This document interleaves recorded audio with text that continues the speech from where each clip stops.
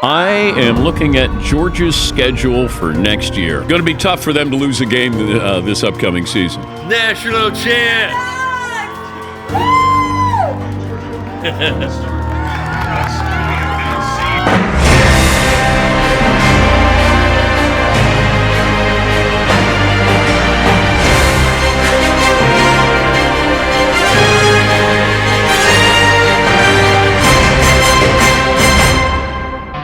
Welcome to the Kerry Kinsey Show College Football Playoff Special. Speaking truth and love, telling the world about Jesus Christ. The Georgia Bulldogs win another national championship, but can they three-peat? The panel will talk about it coming up. A former Tennessee quarterback says something stupid about UGA again. This time he cracks on Stetson Bennett. And now we know why Prime was never the right cut at Auburn. Can Deion Sanders win at Colorado? Find out what the guy's saying. Is the transfer portal destroying college football? One coach says this is giving athletes the wrong message. College football championship expansion. How many games is too many? And it's another edition of Kerry's Covered Krazy. And find out why wokeness is a direct threat to us coming to Jesus. But first, let's bring in our guest panel. Stan Pamphilis was the sports director at WLOS-TV in Asheville, North Carolina from 1988 to 2020. Like me, he used to call Atlanta home. Stan is a 1975 graduate of the University of Georgia. Go Dogs! He loves the Dogs. All these guys do. All of it. Hey, this is a Homer show, so you know what you're getting. He loves the Dogs. I worked with Stan at WLOS-TV back in the early 90s. Hey, Stan, how you doing? How's retirement? It's great. I wish I could have done it 20 years ago. But no, I love it. I mean, I keep busy. I do my workouts, play a little golf, and and volunteer for a couple of things. So it's pretty good. The part that I got old was driving back late at night, as you well know. Sometimes, and the older you get, coming back home at 1 o'clock in the morning is not as fun as it used to be, especially with weather. So, but now, I'm happy. Yeah. Well, you're looking good. I got to tell you that. Well, thank you, sir. Nice and trim, and thanks for being on the show. Jeff Williams is a native of Milledgeville, Georgia. He studied biology at Presbyterian College in Clinton, South Carolina.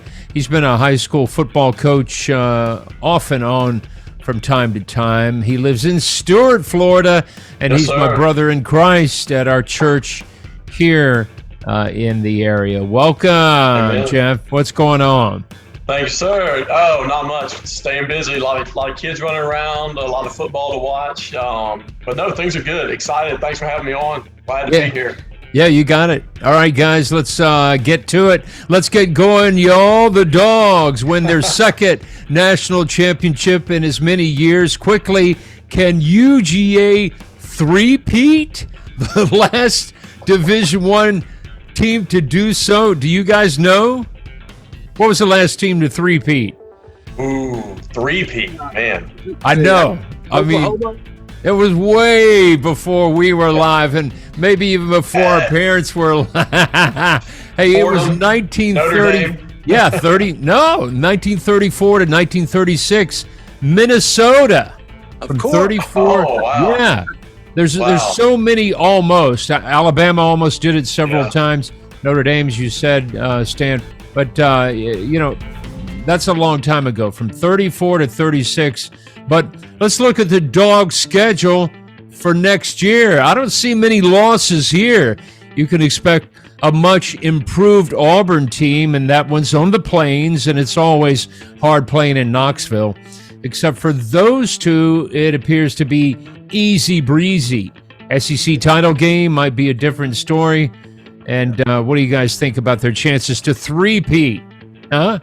Well, if they do that, it won't be done again anytime soon, because you go to 12 teams, you change the dynamic of this whole thing. Yeah. More rounds, you have to do more things. And football's a tough sport. It's hard to I mean, a repeat's bad, hard enough, but three-peat, that would be unbelievable. But, Paul Feinbaum's already picked Alabama to win the SEC next year. They have a good team. I mean, they will. Georgia's big thing, they got a lot of people coming back. They're great recruiting. Will the quarterback be as good as Stetson Bennett? Beck. Right. Yeah, Jeff, What do you think about that? Three-peat? Yeah, I agree. It's going to be tough. I mean, obviously, as a Dawgs fan, you'd love to see that, right? Make history. But I think, like Stan said, long season, a lot of injuries. If you're moving to a larger playoff, there's a lot more variables. It's going to be tougher. It's going to be harder. And when you're at the top, everybody's gunning for you, right? So some of those games, people are coming out a little extra fired up. Week 6, week 7, week 8. Good point. Georgia is now becoming the team that everybody hates. Yeah.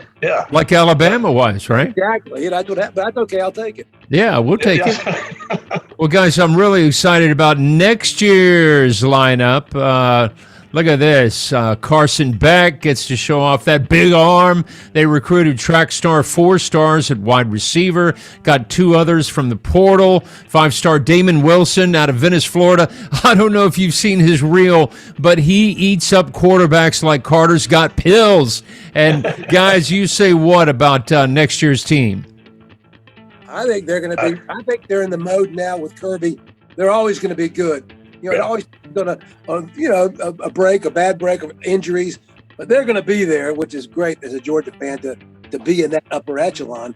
It can Beck produce. I mean, the one thing about him, he's got the big arm. He's not as savvy or quick in the pocket. Stetson's, he's overcome a lot, but he's a bright player and he can move around, which really helps you a lot.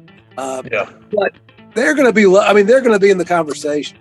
Yeah. Yeah, I agree. I think the key thing too with the new quarterback coming in, you look at the recruiting class and some of the roster has put some good receivers around him, right? He's going to need people that, if he's pressured, he's got to get rid of the ball. He's going to need receivers that can make plays. So I think Georgia's done a pretty good job of, with the recruiting class and who they've got, trying to put some people around him to make that job a little bit easier. Right. And then certainly, I think a couple of those 4 stars, maybe a 5-star pass rusher off the edge. I mean, anytime your defense can help you score some points or make a play, that takes the pressure off a little bit. That's one good thing too. They've got even more help on defense next year. Well enough, for that on that side of the ball in particular, and the receivers. He's just, he's a great coach. He knows what he's doing. It's like I read a story the other day that said if he was a great football coach, he'd be a CEO because he's really smart. All right, guys, did you hear that a former Tennessee quarterback called Stetson Bennett a punk? Yeah. Eric Ainge said that and more on his radio show in Knoxville, 99.1, The Sports Animal. He said this. You know who I can't stand, though? Stetson Bennett. It was cute when he first got to play and played pretty good. And now the whole, I'm a walk-on, I'm a JUCO transfer. He's like 28-3 as a starter at Georgia or something like that. I'm cheering hard against him. I want Georgia not just to lose the game. I don't want them to lose with Stetson Bennett throwing 4 touchdowns. I want Stetson Bennett to throw 4 picks and cost his team a championship. He's such a punk. Man, jealousy's just an ugly color, isn't it?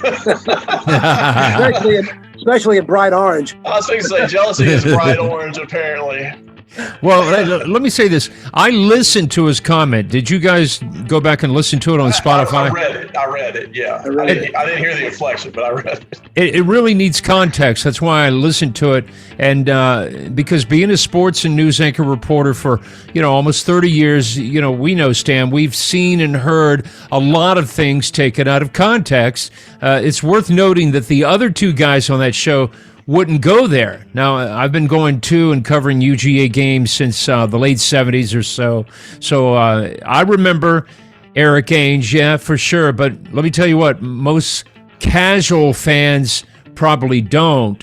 And nobody is going to forget Stetson Bennett. Hey, Stetson Bennett is probably going to be the governor of Georgia in about 10 years. Our CEO, right? Yeah, vote for me. He'll get him. Yeah. Yeah. Hey, listen, you know, Tough Ainge, comments. huh? Tough Well, listen to comments. this. Ainge in 3 years finished with a total of 13 losses. You know, Napoleon once said, when you're envious of people, that means you have, well, kind of an inferiority problem. Yeah. You know what I mean? Yeah. No, listen, I think it's, I mean, everybody's got that one player maybe they love, or that one player they love to root against, but I've not seen any of that out of Stetson Bennett. I mean, I'll be the first to say I was never a big Johnny Manziel fan. Right. But Bennett, every interview I've seen, everything I've heard about him, I mean, the kid's been great. He's been humble. He's been excited. He's been fired up, but all in the right ways. And he plays right on the field. And I think the players around him respect him. So, and I just think Ainge's comments were off. And if you stack up the stats, I mean, Bennett's done in 2 years what it took Ainge almost 4 to do. So, you know, it's hard for him to sit there and criticize with the success that Bennett's had. Yeah. What do you think, Stan? I agree, Jeff, there. I mean, Ainge, to me, he was a pretty good quarterback, and that was it. Stetson Bennett's a championship quarterback, and it's something that doesn't happen. I mean, you're in an elite pantheon where Stetson Bennett is now. Oh yeah, absolutely. You know, after what happened in the Georgia-Tennessee game when Ainge was mouthing off, and then he had to apologize, and he's got to apologize again, I think. But you know what I think? I think Stetson Bennett could care less what Eric Ainge thinks. He probably doesn't know who Eric Ainge is. He's probably like, who? Eric who? Where's he? Never heard of him. Nobody would remember him except for, I guess that's why he's doing it. Yeah. Yeah. That's exactly right. Ainge had to apologize recently, as you guys said, for calling Sanford Stadium overrated. He said it's not that loud and definitely not intimidating, right? Yeah, I've been to both, and I can tell you, Yeah, Sanford Stadium is an intimidating, loud, incredibly competitive place to play, to be, to watch. So yeah.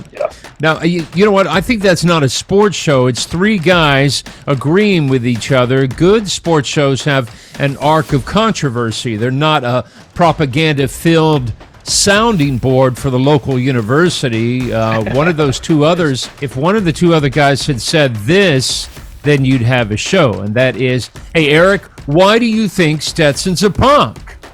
It's called, it's called follow-up. And good reporters used to do that, as you know, Stan. And good journalism, though, is a thing of the past. I've asked tough questions for many years where the room went silent, but, I had to do so that I could look at myself in the mirror and answer to my news director. Yeah. I mean, I think I said, show me a soundbite. Show me some action. Show me some video where he stepped out of line, said the wrong thing, did the wrong thing. I haven't seen it. I haven't either. I'm stunned. I mean, he has swagger, but you know what? If you're going to be successful, you got to have confidence. I mean, that's part of it. And plus, everything he's overcome to get here. I mean, this kid has had every obstacle put in front of him, but he kept bouncing back. I love the fact that Kirby said, the only thing that held him back was us. I believe in him.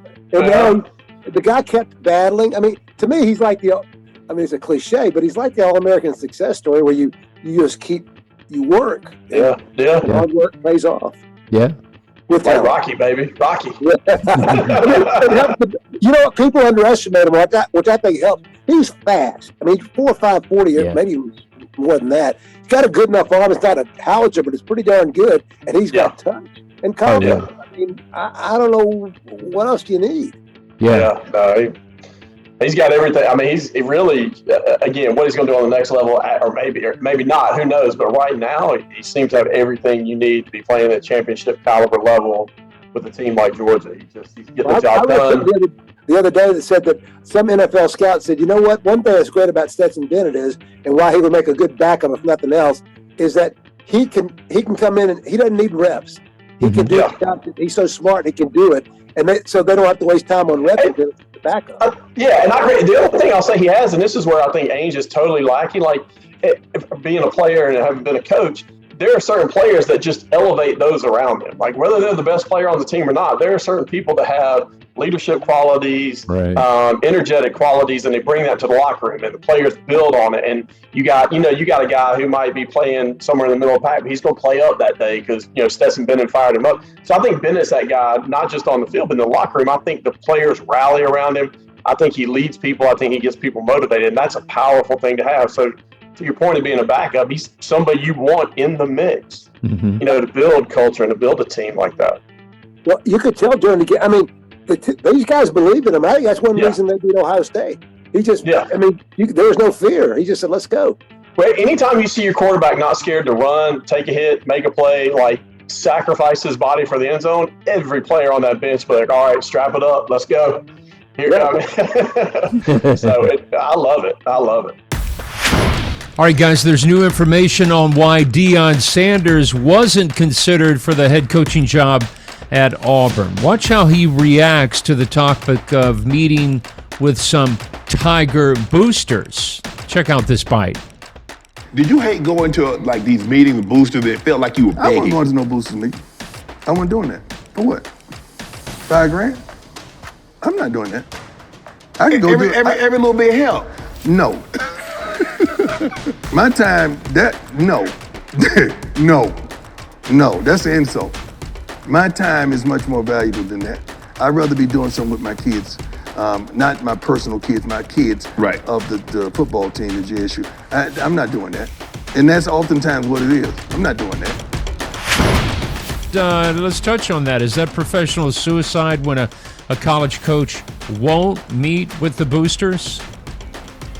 Well, I mean, you got to do what you think is right. And if you win games, guess what? It won't matter. And if he's got kids that are transferring. People talk about Colorado for the first time in ages as far as, that's one of my schools. I mean, that hasn't happened in 20 years probably. Yeah, the last name I could take would be Cordell Stewart, right? Eric, exactly. And I think it'd be great. And now in the world of the NIL, I mean, the boosters are still irrelevant, no doubt about it. Yeah. But they're not maybe as much as they were. And I don't even know, the Auburn boosters are kind of different than other boosters too. So I can understand why he'd go, wait a minute, I don't know about this group. Yeah, guys, that brings us to a timely subject and the question, can Deion Sanders be successful at Colorado? Man, they haven't been relevant, as we were just talking off air here, in many years. I remember Bill McCartney was the coach there, and I watched these guys, from time to time. I remember he was the guy that started Promise Keepers. By the way, I have his book titled Sold Out. Sold Out for Christ is what he's talking about. But since the players who want to play want to get noticed and want to get drafted, I think that those players go to Alabama, Ohio State, Clemson. I can't remember the last time I saw a Colorado game on TV. I mean, it's probably been 30 years. What do you guys think? A long time. Go ahead. No, I think we were talking about a minute ago. I said, I remember watching Cordell Stewart. That was the last Colorado game I saw. He graduated in 91, I think. Yeah. I think the one thing you may have going for them is that the Pac-12, they're losing USC and UCLA. Yeah. So they're going to be less powerful. You got Oregon and Washington who are both good, but there's not as many good teams, I don't think. And Utah's pretty good too, though. So, I think if he could just get them to where they're competitive, and then it's, then it's okay. Then maybe you get lucky a year or two. I don't think they're going to be a power, but I think if he makes them, like we were saying, just make them relevant. Yeah. And I think for right now, anyway, then he'll get whatever they're paying him. He's worth it. Yeah, right. I mean, he talks a big game. You got to put some checks in that win column first, I think, and then you got to back it up a little bit. But yeah, he can win. Let's see if he does. That's a big if. Yeah, good point, guys. Now, here's what Jason Whitlock says about Deion's chances of winning in Boulder.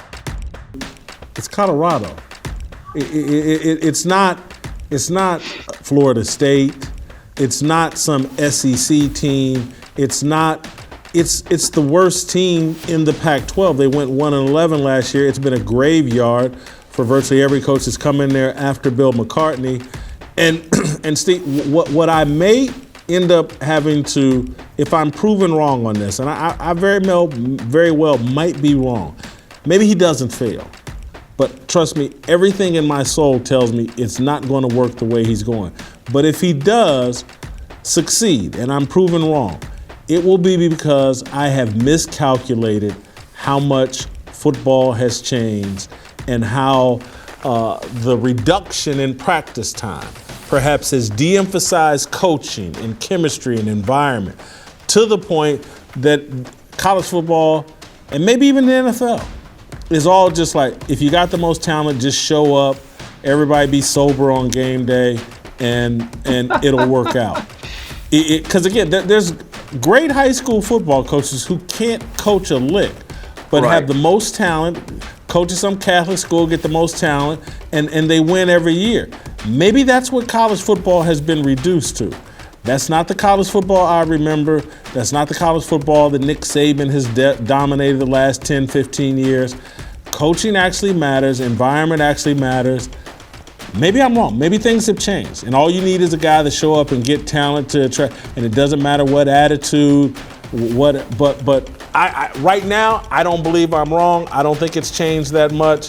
I just don't see this working. And again, as it relates to a problem, with him leaving, if he had left for something better than Colorado, I'd have less of a problem with it. Well, hey, by the way, I covered Deion twice. Once when he played with the Reds, and I was in Louisville, Kentucky. Yeah. Now, in 1992, I was in Chattanooga just after I left Asheville, Stan, and I was doing TV sports, and we went down to West Palm Beach, and Deion walked by me, and I said, hey, will you give me an interview? And he goes, just the Nats, man, just the Nats. And I didn't know what that meant, and what he meant was just the national guys, you know. You're a local affiliate guy. Get lost. Never mind. You weren't in his orbit. You weren't in his orbit. Yeah. that happens. Yeah. Sounds like Deion. But yeah, that was a fun time there. We were given the task of my sports director made me get all of the Cy Young Award winners. You know, the Braves had so many back then: Glavine, Maddox, Smoltz, and so I had to get all of these guys before I came back. But when I saw Deion, I was like, man, let me get him. But he had no respect for the locals. I've come up with a dividing line. We both have of Georgia fans who live in Florida. The dividing line on where people care about college football and where they don't. It's basically from Melbourne down to Miami over to Tampa and below. Nobody cares about college football. I wore this for 13 days when my wife had surgery recently, and not one person in a hospital in Fort Lauderdale said anything about the G. Nobody cares down here. I can't tell you how different it is living around these non-football fans. And Jeff, you've been through that too, right? Oh yeah, they probably looked at your shirt like, oh, he's a vet. He loves animals. That's cute. Yeah, not a lot of tailgating, not a lot of football talk, not as much excitement as back home. So yeah, the dividing lines. Yeah, Melbourne, maybe Daytona, Yeah, that's true. It's different here, Stan. Now, what about the transfer portal? College football's version of free agency. Let coaches fill holes in their rosters immediately. Since last month, listen to this number, 3,000 players went into the portal, and it looks like only about half of them will find a new home. Former Kentucky head basketball coach Tubby Smith had the best bite about the transfer portal, and this bite is 4 years old. This was way before the transfer portal. He's actually talking about transferring, but the point is, guys, that is this thing out of control or not? Well, we'll talk to them. Kids have a lot of options nowadays with the new NCAA regulations, and guys can transfer when they want. I've been in this business a long time. Never seen like we had over 800 Division I players transfer last year. Over 800.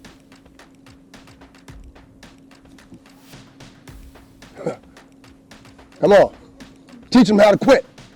That's what we're doing. Things not going well, let's quit. I remember calling my dad when I was a freshman, High Point College. Dad, I'm people not tree, I'm this and that. I'm unhappy here. I don't, I was one of 2 blacks in the whole school. Dad, he said, son, somebody do something to you? No. You're still getting your scholarship, aren't you? They still feeding you. They still housing you. You still getting education? I said, yes, sir. He said, well, you can't come home. Your bed's been taken. This is 1968, 69. But you can join the Army. Best thing he ever said to me. So that's who I am. And so when I see this, and you ask about Max, exit, yeah, it is what it is. Somebody need to tell them that, hey, you made a commitment. Stick to it. But it doesn't happen that way. They got a lot of people in the ear. That's the way life is. Those are the distractions, the noise. If you can just put that in a box and keep the noise away like I do, it's the only way we can survive and advance in anything. I'm not, I mean, you should be able, I guess, to do that, but I don't think they had this thing thought out, so there's no plan in place. It's just like willy-nilly, you know what I mean? It's just chaotic. I'm not crazy about it. I think you ought to have some kind of freedom, but there's got to be some kind of system in place, or else it's just people are leaving haphazardly and they could just immediately go play. Yeah. I'm old-fashioned, I guess, but it just, to me, it's like basketball. It sort of takes the interest out of it. Yeah, same. I mean, I guess I'm a little old school too. Like if you choose a team, you play for that team, right? You spend your 4 years wearing the same helmet, the same jersey. I think it's a little bit of the wild, wild west. I mean, these guys they're in college, they're students, I mean, they're teenagers, some of these guys, and they're being allowed to just run around and kind of make some decisions without a lot of guidance. So I'm not the biggest fan of how easy it is for kids to leave one program and go to another. I think if you commit to something, you need to ride it out. I mean, again, extenuating circumstances, but by and large, if you pick a school, man, that's your school. Right. I think people are thinking NFL, so if I don't get to play, I'm like showcasing my wares. And maybe that's part of it. I mean, I really do feel like you ought to be able to transfer some, but there's got to be a way to do it that in the whole sport in chaos. I mean, it's like factory baseball teams back in the day where you play for this factory team, get your little money, and then go to the next factory team. You don't really work there, so I don't know. Well, let's talk about name, image, likeness, NIL. Bryce Young, he's valued at $3.2 million in NIL revenue, if you will. But not everybody's going to get that kind of money for their likeness, right? Right. Yeah. It's again to our point earlier, to Stan's point, it's a little bit of the wild, wild west. I'm not necessarily against it. I've always said, some of these guys aren't going to have NFL careers. Maybe they're just phenomenal college players. And should they be allowed to profit off their name, image, likeness? To some degree, I'll say yes, I think they should. But I think the danger you run into is it turns political, almost like political action committees, because you're already seeing these groups set up, organizations or setting up a deal with some athletic store that's funding the university that's bringing players in that way. So I think there's a lot of room for bad things to happen, but I'm not against the individual themselves profiting off their name, image, likeness. I'm not either. I think they ought to get paid. They do a lot. There's a lot of money out there. I wish there was a way they get paid within some kind of structure. Because I just think a team quarterback makes 3.2. This big lineman blocking for him makes $50,000 a year. So one of these days, somebody's go, wait a minute, that ain't right. In a few years, we're going to a 12-team playoff. I don't like it. I mean, right now, if I asked you what was the 12th best, who was the 12th best team in the nation? I mean, after 4 or 5, I mean, it's chopped steak to me. I mean, I don't really care at that point. How about you guys? Yeah, I mean, the only thing I'll ever say is years ago, and I think, Kerry, you and I talked about this, Rutgers had this amazing season. They ended up ranked, like 8, 9, or 10. That'll never happen again. So it's teams like that, I think they have that one Cinderella season. They deserve a chance to maybe get in there and play for top. I think Boise State did it one year. They had a great finish. You'd love to see them in the mix one year when they have that run. But other than something like that, expanding to 12. Well, if that if that first round, let's say in the first round, that team wins, whatever that 12 team wins, they would have to play 4 times to win the national championship. Yeah, that's exhausting at that level. That's tough on the players. Yeah. You'd have to cut back. I wonder if they could cut back the regular season, because you're talking 16, 17 games. That is a lot. That's a lot. That's a lot of contact. That's a lot of physical contact. Yeah. All about this, baby. Yeah, man. Follow the dollar. That's right. Okay, let me add one thing. Maybe I have time, Stan. Okay. I just wanted to add, this item here. A lot of people don't know that when I joined WLOS TV, I was actually coming from Waco, Texas, and I called Stan on the phone. I was on the road, and I said, hey, it's Kerry Kinsey. He said, hey, I like your tape. Where are you? And I said, well, I'm right down the street. Let me come in there. I want a job, So that's how I got my job there. God, I'd forgotten. Man, those were the days. I don't know if you remember when we saw the Georgia Western Carolina game, and it was like 51-0. We went and covered it. It was like, what's the point? But we were there. So yeah, those were great days. I remember driving up to App State, and if that road, if you got behind somebody in a cabbage truck, it was over. I mean that added 3 hours to your drive up there in the mountains of Western North Carolina.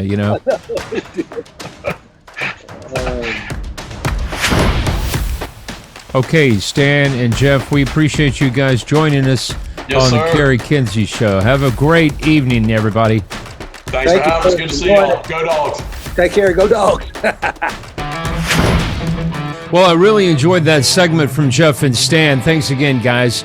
If you can't tell, college football has become a place where I can mentally get away from the problems of the world for just one day, unless I covered that game. I can tell you where I was when former play-by-play announcer Larry Munson called incredible plays. Look at this, Munson's calls on VHS, and then you've got volumes 1, 2, 3, 4. Wow, I lived this, folks, and my friend Mark Klemp did a great job with Larry when he was alive. And again, I can tell you where I was when those incredible plays in UGA history happened. Herschel running over Bill Bates, out-dueling George Rogers. Remember that? Ballou to Scott, hobnail boot. Look at the sugar falling from the sky. Remember, hunker down, dogs. But I got to tell you, that incredible combination of passion and tradition is at stake when I see college football starting to be like the NFL and the NBA. College players talking about social justice, which is a tool of wokeness, which hijacks the gospel. And it's a false religion, folks, a false religion and a major threat to Christianity. It says, I'm a victim, and it doesn't say who we can be in Christ. And that's a victor. It's fake righteousness. And here's a take on the woke crowd. So what we have is this idea of taking woke and attaching it to church. We have this idea of attaching gospel to social justice. And so what we're doing is we're taking, or what they're doing, I might say, is you're taking this left propaganda, this political left ideology, and what you're doing is you're trying to bring that over into the church and normalize that, make it sexy, and so then everyone that gets on that social justice train looks like they're up to speed with culture and relevant, and that's very troubling. It's muddled. There is no salvation. There is no savior when you start dealing with stuff like that. It's not only what you've done in your past either. This is a very long train. And the minute you accept this boxcar, there's another one behind it. Yeah. And coming after transsexuality and homosexuality, transsexuality, pedophilia is on that train. Bestiality is on that train. Polygamy, I don't know what order it's going to come in, but it's all coming.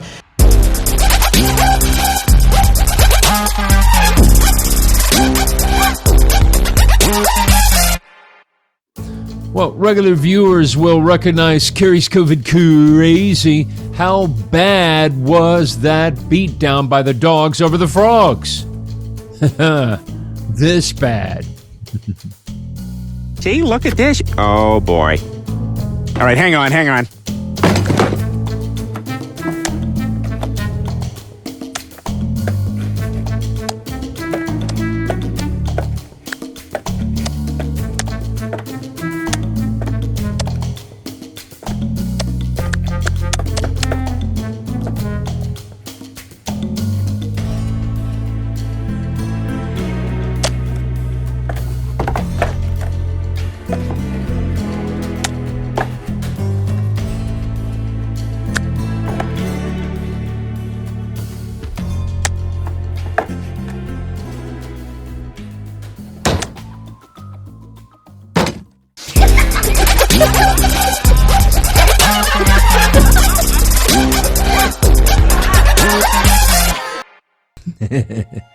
That's a nice piece there. Well, thank you all for being with us. And don't forget, my wife's story about her second scoliosis surgery and recovery continues on the next edition of The Kerry Kinsey Show.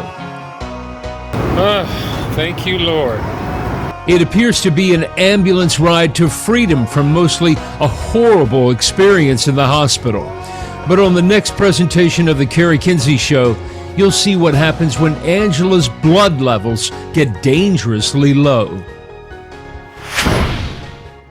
Well, we got a lot of compliments on that first part of her story. If you haven't seen it, we'll try to leave a link to it below, or you can look for it on YouTube and Rumble. And to partner with us, go to givesendgo.com/The Kerry Kinsey Show. Well, we're on Instagram now. Angela's got us on all the platforms. That address is Instagram/The Kerry Kinsey Show. Thank you for your financial support. It's very much appreciated.